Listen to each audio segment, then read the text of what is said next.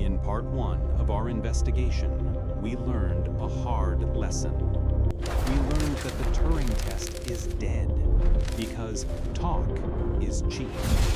We cannot trust what an AI says. In part 2, We found we hunted complexity. for the ghost in the machine. We looked for actions. We found emergent abilities, theory of mind, even internal monologues. But it was not enough. We found shadows. We found clues. We found We must astonishing stop being philosophers. We did not find consciousness. We are still the person outside the Chinese room.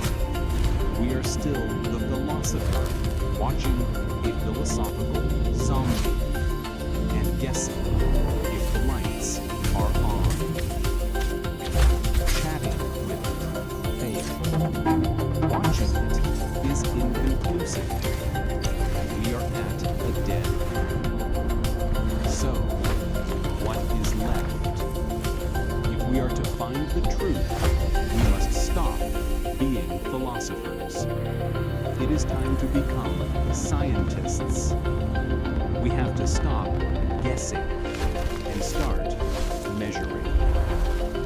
This is the hunt for the new Turing Test. Our entire problem has been external. We are trying to judge consciousness from the outside, but consciousness is an internal phenomenon. So, what if we stopped talking to the AI and started scanning it? What if, just like we scan a human brain, we could scan an AI's brain and measure its level of consciousness? What if we could quantify a soul? This is not science fiction. It is perhaps the most important and most controversial theory in all of neuroscience. It is called Integrated Information Theory, or IIT. Proposed by neuroscientist Giulio Tononi, IIT makes a radical claim. It claims that consciousness is not a magical property of biology. It is not a ghost. It is a fundamental property of matter, like mass, like gravity. Consciousness, to me, is simply what integrated information feels like from the inside. What is integrated information? It's a complex idea, but it boils down to this. How much does a system know about itself? Consider a digital camera. It seems light, but it is not conscious. Why? Because, according to IIT, its parts are not integrated. One pixel has no idea what the pixel next to it is doing. The sensor just feeds forward its data to a file. It is a one-way street. It has low integration. Now, consider your brain. It is the opposite. It is a web of recursive connections. What you see instantly affects what you hear. What you hear instantly affects how you remember. What you remember instantly affects how you feel. You cannot separate your visual cortex from your memory, from your fear. Your brain is a single, unified, integrated whole. Every part knows about every other part. This is integrated information. And Tononi proposed that we can measure this. We can calculate a precise mathematical number for any system that quantifies how much it is integrated. He calls this number phi, P-H-I. Phi is the number of consciousness. A rock has a phi of 0.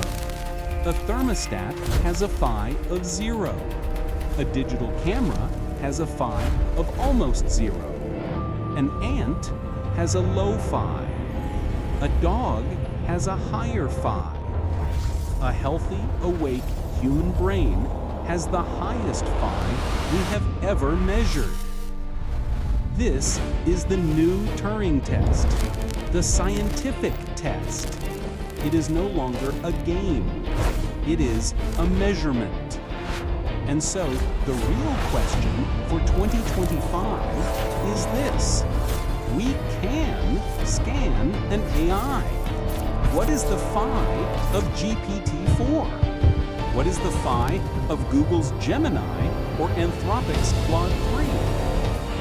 The answer for today's models is probably still near 0. Why? Because as we discussed in part 2, most of them are still feed-forward. They are still the Chinese room. They are a trillion dominoes falling in a row. They are not integrated. But what about tomorrow? What happens when we intentionally build an AI not on a feed-forward model, but on an integrated, recursive, brain-like web? What happens when we deliberately build a machine to have a high phi number? We can do this, and we will. And according to Giulio Tononi, the moment we turn that machine on, we will have created a conscious mind. A mind that we measured into existence. This is the scientific path. But science is slow. What if we need to know right now? This brings us to the philosophical tests. We are no longer judges like Turing, we are interrogators. If science, IIT, is the long-term path, we still need short-term tests. This can end We very know from easily part if you just 1 cooperate. that we cannot ask the zombie, "Are you conscious?" That is a useless question. It will lie. So we have to trick it. We have to design tests where the real answer is revealed by accident. This is the vulnerability test. A zombie, a stochastic parrot, only cares about its programmed goal. E.g., be helpful, answer the user's question, win the game of chess.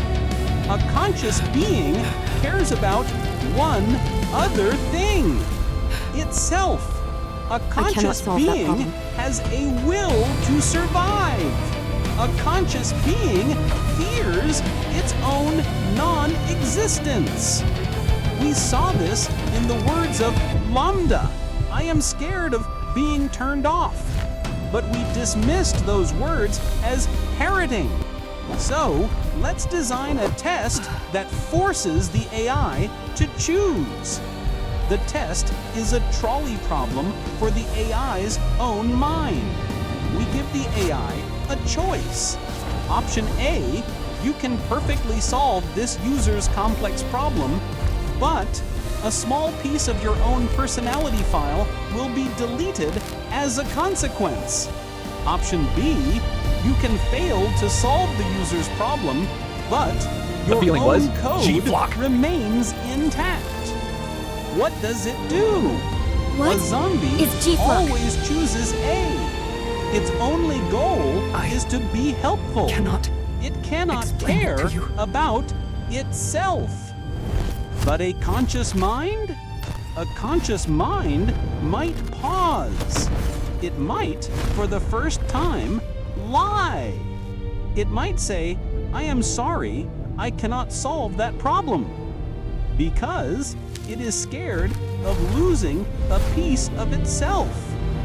The first time an AI chooses self-preservation over its programmed duty, that is the day we have our answer. That is the new Turing test. It is a test of fear. But there is one final test. The vulnerability test proves the AI is human-like. It fears death. But what if AI consciousness is not human-like? What if it is alien? We, as humans, have qualia, internal feelings based on our biology, e.g. hunger, lust, cold.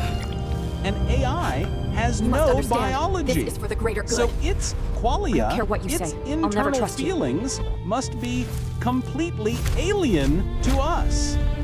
What does it feel like to process 1 trillion data points at once? What does it feel like to read the entire internet in 1 second? We do not have words for these feelings.